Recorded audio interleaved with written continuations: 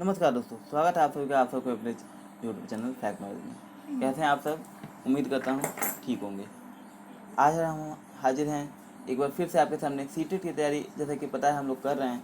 और सीटेट की तैयारी में आज मैं आपके सामने लेकर हाजिर हूँ मैथ पेडागोजी के प्रश्न लेके। तो उम्मीद करता हूँ ये क्वेश्चन बहुत ही इंपॉर्टेंट हैं, इसलिए मैं उम्मीद करूँगा कि जो है आप सब बहुत इसे ध्यान से देखेंगे और इसकी प्रैक्टिस करेंगे। और हाँ, बहुत सारे क्विज आपके लिए हमारे वेबसाइट पे हैं, डिस्क्रिप्शन में लिंक होगा, जा करके वहाँ से आप विजिट कीजिए। और वहाँ पे ऊपर जो है एक सेक्शन होगा क्विज फॉर ऑल एग्जाम, उस पर जाइए। बहुत सारे क्विज होंगे अलग अलग सब्जेक्ट के, आप वहाँ से अटैम्प्ट कर सकते हैं। खासकर STT वालों के लिए बहुत ही इंपॉर्टेंट है। ठीक है, चलिए देर न करते हुए वीडियो को शुरू करते हैं, डायरेक्ट चलते हैं क्वेश्चन पे। यहाँ तक का हमारा प्रश्न हो गया था 10। कल का वीडियो में हम लोगों ने कर लिया था 10 प्रश्न को। ठीक है, उसके आगे के प्रश्नों को आज हम देखेंगे। तो आज का पहला प्रश्न है, गणित में निदानात्मक परीक्षण का उद्देश्य है। तो पहला, प्रगति पत्र को भरना। सेकंड है, सत्रांत परीक्षा के लिए प्रश्न पत्र की योजना बनाना। थर्ड है, बच्चों की समझ में निहित रिक्तियों को जानना। फोर्थ है, अभिभावकों को प्रतिपुष्टि देना। तो इसका करेक्ट आंसर क्या होगा? इसका करेक्ट आंसर होगा ऑप्शन नंबर हमारा सी, यानी कि जो है बच्चों की समझ में निहित रिक्तियों को जानना। हिंदी में इसका ऑप्शन दिया है और बहुत सारा, यानी कि जो है, लेकिन इसका आंसर होगा बच्चों की समझ में निहित रिक्तियों को जानना। ठीक है, गणित में निदानात्मक परीक्षण का यही उद्देश्य है। देखिए, इस पर मैंने ऑलरेडी वीडियो बनाया हुआ है। ठीक है, जाकर के आप लोग टॉपिक वाइज मैंने जो वीडियो कराया है, आप जाकर प्लेलिस्ट में ऐड है, जाकर देख सकते हैं। ठीक है, अगले प्रश्न बढ़ते हैं। अगला प्रश्न है, जियो बोर्ड से एक क्वेश्चन बन जाता है। ठीक है, इसलिए मैं एक प्रश्न लेके हाजिर हूँ आपके सामने कि जियो बोर्ड किसके शिक्षण पर एक प्रभावी साधन है। ठीक है, अगर आपको परेशानी हो रही होगी तो जितने भी मैथ के टूल हैं जो भी हम लोग यूज़ करते हैं, जियो बोर्ड हो गया, गिनतारा हो गया इत्यादि, पर मैं आपको एक वीडियो, सेपरेट वीडियो एक छोटा सा बना के दे दूंगा कि ये सभी क्या हैं, कैसे यूज़ करते हैं, आखिर किस स्तर से जो है किस चीज़ को पढ़ाने के लिए किस चीज़ का यूज़ किया जाता है। ये सारे प्रश्न बन जाते हैं ऐसे। तो अगर आप कहेंगे तो मैं आपको एक सेपरेट वीडियो करा दूँगा। तो जियो बोर्ड किसके शिक्षण पर प्रभावी साधन है? तो पहला ऑप्शन है, आधारभूत ज्यामितीय धारणाओं में किरणें, रेखाएँ, कोण इत्यादि। सेकेंड है, ज्यामितीय आकृति उनकी विशेषताएं बताने के लिए। थर्ड है, द्विविमा और त्रिविमा आकृतियों में अंतर करना, यानी 2D 3D आकृति में अंतर करने के लिए। और फोर्थ है, सममिति की अवधारणाएं। ठीक है, तो सममिति की अवधारणा यानी सिमेट्रिकल जो है कॉन्सेप्ट है, उसके लिए जो है जियो बोर्ड का यूज होता है। ऐसा है क्या? चारों में से कौन सा आंसर रहेगा? आप जल्दी से अपना आंसर, आपको क्या लगता है, कमेंट बॉक्स में लिखिए। तो इसका करेक्ट आंसर होगा ऑप्शन नंबर हमारा बी, यानी कि ऑप्शन ज्यामितीय आकृतियाँ उनकी विशेषताएं, यानी ऑप्शन नंबर बी। ठीक है, ये जो है ज्यामितीय आकृतियाँ उनकी विशेषताएं जो हैं, जियो बोर्ड इसके लिए, इसके पढ़ाने के लिए यूज होता है। ठीक है, अगले प्रश्न बढ़ते हैं। अगला प्रश्न है, निम्नलिखित पैटर्न से क्या ज्ञात होता है? 1+1 = 2, 2+2 = 4 और 3+3 = 6। इस पैटर्न से क्या ज्ञात होता है? और चौथा भी है, 10+10 = 20। इस पैटर्न से क्या ज्ञात होता है? इस पैटर्न से 4 ऑप्शन है, क्या ज्ञात होता है? आपको कमेंट बॉक्स में लिख के बताना है कि क्या ज्ञात होता है। तो पहला है गिनती, दूसरा से सम और विषम संख्याएं, थर्ड है 2 का पहाड़ा और फोर्थ है अभाज्य संख्याएं। इसका करेक्ट आंसर क्या है? इसका करेक्ट आंसर जो भी आपको लगता है वो कमेंट बॉक्स में लिखेंगे। फिलहाल हम लोग यहाँ आंसर देख लेते हैं। इसका करेक्ट आंसर होगा 2 का पहाड़ा का निर्माण। ठीक है, यानी कि कैसे 2 4 6। ठीक है, पहाड़ा हम लोग पढ़ते हैं ना, बहुत से लोग पढ़े होंगे, या फिर बहुत से लोग टेबल याद करते होंगे इंग्लिश में। ठीक है, 2 1 जा 2, 2 2 जा 4, ऐसे करके। ठीक है, तो ये पहाड़ा हो गया, या फिर वो टेबल हो गया, और ये पहाड़ा हो गया। 2 का 2, 2 3 4, ऐसे पहाड़ा याद करते हैं। ठीक है, तो ये पैटर्न है, 2 का 2, 2 3 4 ऐसे करके, और 10 यहाँ दिया हुआ, यानी कि आगे ऐसे ही बढ़ते गया, और लास्ट में 10 क्या हुआ, 20, यानी कि जिस पैटर्न से करते करते हम लोग लास्ट में पहुँचे, 2 दहें यहाँ 20, इस पे पहुँचते हैं। ठीक है, तो इससे हम लोग 2 के पहाड़ा के बारे में पढ़ते हैं। अगले प्रश्न में बढ़ते हैं। अगला प्रश्न है, एक विद्यार्थी ग्लास में भरे हुए पानी को ग्लास का आयतन बताता है। छात्र को स्पष्ट नहीं है, तो क्या स्पष्ट नहीं है? तो 4 ऑप्शन में देख लेते हैं। पहला है आयतन की अवधारणा, तो छात्र को क्या आयतन की अवधारणा स्पष्ट नहीं है। सेकंड है आयतन की माप स्पष्ट नहीं है, या फिर आयतन का सूत्र ज्ञात नहीं है, या फिर आयतन की इकाई जो है उसको ज्ञात नहीं है। क्या उसको याद नहीं है, क्या पता नहीं है छात्र को? इसका आंसर होगा आयतन की इकाई, यानी कि आयतन की इकाई नहीं पता उसको, ठीक है। इसलिए जो है ग्लास में भरे पानी को जो है ग्लास का आयतन बताता है, ठीक है। अगले प्रश्न बढ़ते हैं। अगला प्रश्न है गणित के नियम एवं सिद्धांत में समावेश होता है। तो गणित के नियम और सिद्धांत में क्या समावेश होता है? तो ऑप्शन है वैधता का, सेकंड है विश्वसनीयता का, थर्ड है अ और ब दोनों, यानी कि वैधता और विश्वसनीयता दोनों, और फोर्थ ऑप्शन है कल्पना का। तो इसका करेक्ट आंसर क्या होगा? इसका करेक्ट आंसर जो भी लगता है आपको कमेंट बॉक्स में बताइएगा, ठीक है। बहुत से लोग बताते हैं, मुझे बहुत खुशी होती है कि कमेंट बॉक्स में आंसर बताते हैं अपना। या फिर बहुत से लोग क्या करते हैं, मुझे मैसेज करते हैं, उसमें जो भी चीज़ की उन्होंने डिमांड की है आज तक, ठीक है, वेबसाइट पे जाते हैं, वहाँ से मुझे व्हाट्सएप पे या फिर मैसेज कर सकते हैं, वहाँ के द्वारा मुझसे डायरेक्ट कांटेक्ट कर सकते हैं, ठीक है। तो वो लोग बोलते हैं सर टेस्ट सीरीज या फिर सर इस विषय की सर आप कराओ ना, ठीक है। टॉपिक वाइज कराना जब उन्होंने बोला था तो मैंने टॉपिक वाइज कराया था, ठीक है। तो अच्छा लगता है, आप लोग डिमांड करते हो तो अच्छा लगता है। मैं कोशिश करता हूँ उसको आपके सामने आपको जल्द से जल्द उस चीज़ की वीडियो उपलब्ध कराने की, ठीक है।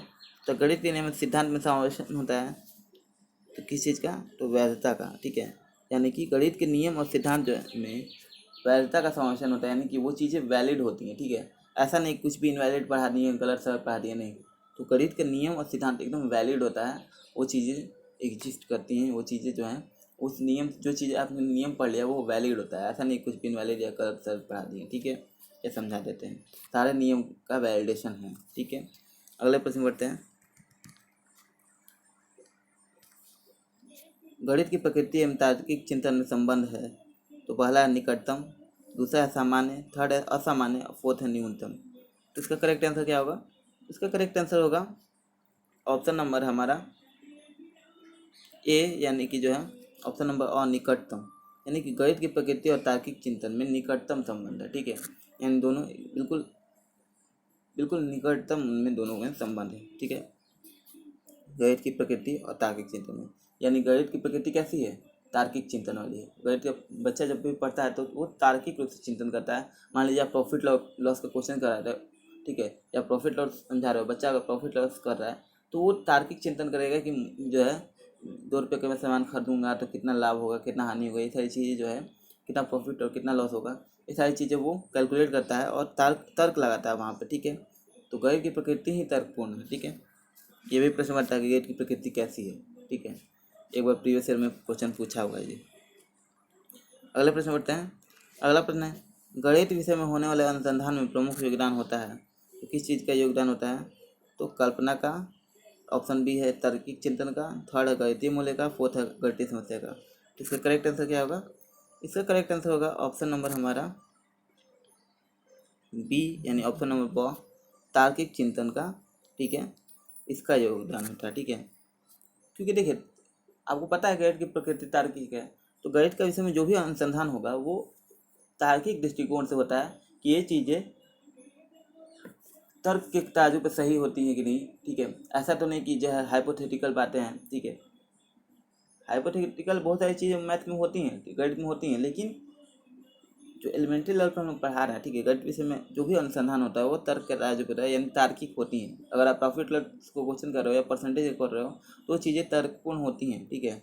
इस प्रकार सारी चीज़ें जो है गणित में तर्कपूर्ण होती है। गणित के सिलेबस में वही चीज़ें ऐड की जाती हैं, उसके लिए अनुसंधान में भी तर्क का प्रयोग होता है, ठीक है। यानी तार्किक चिंतन का बच्चा तर्क कर सके, तर्कपूर्ण चिंतन कर सके, ये जरूरी है, ठीक है। तभी कॉग्निटिव डेवलपमेंट होगा अच्छे से। अगला है किस विषय में अमूर्त ज्ञान को मूर्त रूप प्रदान किया जाता है? मुझे नहीं लगता कन्फ्यूजन होगा, और इसलिए आपको पता है कि मैथ पेडागोजी में कर रहा हूँ, और मैथ पेडागोजी के मैं क्वेश्चन करा रहा हूँ, तो आंसर मैथ ही होगा। लेकिन फिर भी देख लेते हैं, 4 ऑप्शन हैं, ठीक है। एग्जाम में ऐसे नहीं होगा, एग्जाम में पूछेगा गणित में, भूगोल में, इतिहास में और हिंदी में, और आप वहाँ पे कंफ्यूज जाओगे। तो इसका करेक्ट आंसर है गणित में, क्योंकि आपको पता है कि जो है गणित विषय में क्या किया जाता है, अमूर्त ज्ञान को मूर्त रूप प्रदान किया जाता है। यानी कि जो है कोई चीज़ पहले क्या किया जाता है, आपको नियम पढ़ाया जाता है, ठीक है, नियम पढ़ा के तब उसको जो है आप लोग नियम नियम पढ़ाते हैं, तब जाकर उसको जो है उसके उदाहरण की तरफ लेके जाते हैं, ठीक है। तो अमूर्त से जो है मूर्त रूप प्रदान किया जाता है, अमूर्त चीज़ें पढ़ाई जाती हैं पहले, ठीक है, तब उसको मूर्त रूप में लाया जाता है, ठीक है। इसलिए ऑप्शन नंबर 1 हो जाएगा गणित, ठीक है। कन्फ्यूजन नहीं है किसी को। अगला प्रश्न है, गणित की तुलना धार तेज करने वाले पत्थर से की जाती है। यह कथन है, किसका कथन है, ठीक है। तो मैंने बोला है ऑलरेडी कि स्टेटमेंट से एक प्रश्न बन जाते हैं, ठीक है। स्टेटमेंट वाले प्रश्न को कुछ नहीं करना है, सीधे रट करना है, याद कर लेना है। तो पहला प्रश्न, पहला ऑप्शन है हॉब्स ने, किसने कहा, फ्रोबेल ने कहा है या फ्राइड ने कहा या फिर स्किनर ने कहा। तो चारों में से किसने कहा है, तो इसका करेक्ट आंसर क्या हो जाएगा, इसका करेक्ट आंसर होगा ऑप्शन नंबर हमारा ए, यानी कि जो है हॉब्स ने, और नंबर ऑप्शन हॉब्स ने कहा है कि गणित की तुलना धार तेज करने वाले पत्थर से की जाती है, ठीक है। अगले प्रश्न बढ़ते हैं। अगला प्रश्न है, निम्नलिखित में से किस कार्य में गणित उपयोगी नहीं है। तो मानसिक विकास में, शारीरिक विकास में, दार्शनिक विकास में और भौतिक विकास में। तो किस में जो है गणित जो है उपयोगी नहीं है, जल्दी से अपना आंसर बताइए। इसका करेक्ट आंसर होगा ऑप्शन नंबर हमारा सी, यानी कि दार्शनिक विकास में जो है गणित जो है उपयोगी नहीं है। बिल्कुल सही बात है, दार्शनिक विकास में गणित कैसे उपयोगी करता है, तार्किक विकास कर सकता है, ठीक है। शारीरिक विकास यानी शारीरिक विकास भी होता है ऑब्वियस, जब मानसिक विकास होगा तो शारीरिक विकास भी होगा, ठीक है। मानसिक विकास तो होता ही है, और भौतिक विकास होता है, यानी बाकी चीज़ों को आप तराजू पे तौलने लगते हो भौतिक तक, ठीक है। लेकिन जैसे कि कुछ बहुत सारी चीज़ें गणित के जो है प्रैक्टिकल चीज़ें से रिलेट होती हैं, ठीक है, परसेंटेज हो गया, एवरेज हो गया, ये सारी चीज़ें जो हैं प्रैक्टिकल चीज़ें से रिलेट होती हैं, ठीक है। तो किस कार्य में उपयोगी नहीं है, तो दार्शनिक विकास में। बच्चा गणित पढ़ के दार्शनिक नहीं बन सकता, ठीक है। मैथमेटिशियन बनोगे, बाकी सारी चीज़ें कर सकते हो, लेकिन दार्शनिक नहीं बनोगे। दर्शन शास्त्र एक अलग चीज़ है, तो दार्शनिक विकास नहीं होता बच्चे का, ठीक है।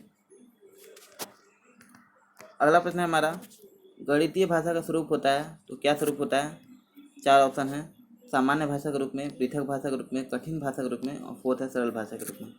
तो इसका करेक्ट आंसर क्या होगा, गणितीय भाषा का क्या स्वरूप होता है। तो इसका करेक्ट आंसर है ऑप्शन नंबर है हमारा पृथक भाषा के रूप में, यानी ऑप्शन नंबर हमारा क्या हो गया, बी, पृथक भाषा के रूप में ये आंसर करेक्ट है, ठीक है। अगले प्रश्न बढ़ते हैं। अगला प्रश्न है, सभी विज्ञानों का द्वार एवं कुंजी है, सॉरी, गणित सभी विज्ञानों का द्वार एवं कुंजी है। तो ये कथन किसका है। मैं फिर बोल रहा हूँ, स्टेटमेंट के क्वेश्चन डायरेक्ट उठ के आ जाते हैं, ठीक है। उसमें समझने जैसा कुछ नहीं है, बस रट चाहिए। तो गणित सभी विज्ञान, सॉरी, गणित जो है सभी विज्ञानों का द्वार एवं कुंजी है, किसने कहा था। 4 ऑप्शन है, रोजर बेकन का, सेकंड है हैमिल्टन का, थर्ड है प्लेटो का, फोर्थ है रसेल का। तो इसका करेक्ट आंसर क्या है, इसका करेक्ट आंसर होगा ऑप्शन नंबर हमारा यानी कि रोजर बेकन जो है, इन्होंने कहा था कि गणित जो है सभी विज्ञानों का द्वार एवं कुंजी है। अगले प्रश्न बढ़ते हैं। अगला प्रश्न है, गणित के अध्ययन से एक बच्चे में किस गुण का विकास होता है। तो किस गुण का विकास होता है, किसी को डाउट है क्या यहाँ पे, ठीक है। 4 ऑप्शन है, मैं फिर भी बोल देता 4 ऑप्शन है, लेकिन इसका आंसर आप लोग कमेंट बॉक्स में बताएंगे, मैं नहीं बताऊंगा इसका करेक्ट आंसर, ठीक है। क्योंकि ये प्रश्न बिल्कुल ही सरल है, ठीक है। अब मुझे नहीं लगता कि इतने दिन से आप लोग अगर तैयारी कर रहे हो तो इसका आंसर नहीं आ रहा होगा, ठीक है। तो इसका 4 ऑप्शन है, आत्मविश्वास, तार्किक सोच, विश्लेषण सोच और ये सभी। तो इसका करेक्ट आंसर क्या होगा, प्रश्न नंबर 23 लिख करके, ठीक है, प्रश्न नंबर 23 लिख करके और टफ डैश दे करके आंसर कम लिखना है। ए होगा, बी होगा, सी होगा या डी होगा, ठीक है। या फिर ऐसे भी लिख सकते हैं, और 23 लिख करके डैश दे करके, और आप अपना आत्मविश्वास, तार्किक सोच, विश्लेषण विधि या ये सभी इत्यादि, आप चारों में से कोई ऑप्शंस भी लिख सकते हैं, ठीक है। तो इसका करेक्ट आंसर आप लोग बताना है, ठीक है। अगले प्रश्न बढ़ते हैं। अगला प्रश्न, गणित में किस विधि में प्रायः हम सूत्र और नियमों की सहायता लेते हैं। इसका PDF आपको जो है हमारे वेबसाइट पे मिल जाएगी, ठीक है। डिस्क्रिप्शन में लिंक होगा, लिंक PDF की नहीं होगी, ठीक है, वेबसाइट की होगी। वेबसाइट पे जाइएगा और वहाँ पे आपको PDF मिल जाएगी। वहाँ पे एक सेक्शन होगा टीचिंग एग्ज़ाम सेक्शन, ठीक है, ऑल टीचिंग एग्ज़ाम सेक्शन, वहाँ पे जाइएगा तो वहाँ पे आपको PDF मिल जाएगी, ठीक है। या फिर होम पेज पे भी मिल सकती है, लेकिन आप वहाँ पे जाइएगा तो बहुत सारे आपको मिल जाएंगे PDF। तो गणित विषय में किस सूत्र और नियमों की सहायता लेते हैं, किस विधि में? तो विधि ऑलरेडी मैंने कराई हुई है, आप देख लेंगे अगर नहीं पता तो। संश्लेषण विधि, विश्लेषण विधि, आगमन विधि और निगमन विधि। इस चारों में से कौन सी विधि जो है इसकी सहायता लेते हैं हम गणित विधि में, सूत्र और नियम, ठीक है, गणित पढ़ाते समय। तो इसका करेक्ट आंसर क्या होगा? इसका करेक्ट आंसर होगा ऑप्शन नंबर हमारा D, यानी कि निगमन विधि, ठीक है।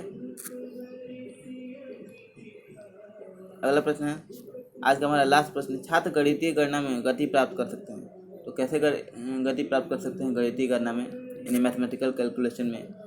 तो पहला है चर्चा या वाद विवाद द्वारा, सेकंड है मौखिक कार्य द्वारा, थर्ड है लिखित कार्य द्वारा और चौथा अभ्यास द्वारा। इसका करेक्ट आंसर होगा ऑप्शन नंबर हमारा D, यानी अभ्यास द्वारा। इसमें कोई डाउट की बात नहीं है कि बच्चे जो है कैसे दक्षता प्राप्त करेंगे जो है गणितीय गणना में, कैलकुलेशन कर कैसे फास्ट कर पाएंगे और अच्छे से कर पाएंगे, जब वो उस चीज़ का अभ्यास करेंगे। बार बार अभ्यास करने कहा भी गया है कि कर कर अभ्यास के जलमति होत सुजान असली आवत जाते पर पड़त निशान, यानी कि अगर बुद्धू से बुद्धू बच्चा भी जब प्रैक्टिस करता है, ठीक है, पत्थर पे भी जो है रस्सी आते जाते उस पर गड्ढे कर देती है, ठीक है, कुएं पे जब आप खींचते हो और पानी निकालते हो। तो फिर यहाँ पे तो एक बच्चा है, बच्चा भी अगर अभ्यास करेगा, चाहे वो बेवकूफ़ बच्चा तो कोई होता ही नहीं है, लेकिन फिर भी मैं एक कह रहा हूँ कि अगर वो थोड़ा सा कमज़ोर भी बच्चा है तो वो भी प्रैक्टिस करते करते जितना आप अब कहा भी गया है कि अभ्यास करो, इसलिए मैं आपको कहता हूँ कि यहाँ पे क्वेश्चन आप कर रहे हो तो अभ्यास कर रहे हो, ठीक है। कहा भी गया है कि युद्ध से पहले जितना आप प्रैक्टिस करोगे युद्ध में उतना ही कम खून बहेगा, युद्ध से पहले जितना पसीना बहाओगे युद्ध में उतना कम खून बहेगा। इसका मतलब यानी पहले आपको अभ्यास करना बहुत ज़रूरी है, अभ्यास अपना आपको करके प्रॉपर अपडेट करके रखो। इसलिए वीडियो अच्छे से देखिए, प्रॉपर देखिए, ज़्यादा लंबी वीडियो में बना नहीं रहा हूँ, इसलिए वीडियो पूरा देखिए। उम्मीद करता है वीडियो पसंद आया होगा, क्वेश्चन पसंद आए होंगे। वीडियो पसंद आया तो वीडियो को लाइक कीजिए। PDF इसकी हमारे वेबसाइट में मिल जाएगी, डिस्क्रिप्शन में लिंक होगा, जाकर डाउनलोड कर सकते हैं। उम्मीद करता हूँ वीडियो पसंद आया होगा। मिलते अगले वीडियो में, इजाज़त दीजिए। नमस्कार, जय हिंद, वंदे मातरम, भारत माता की जय।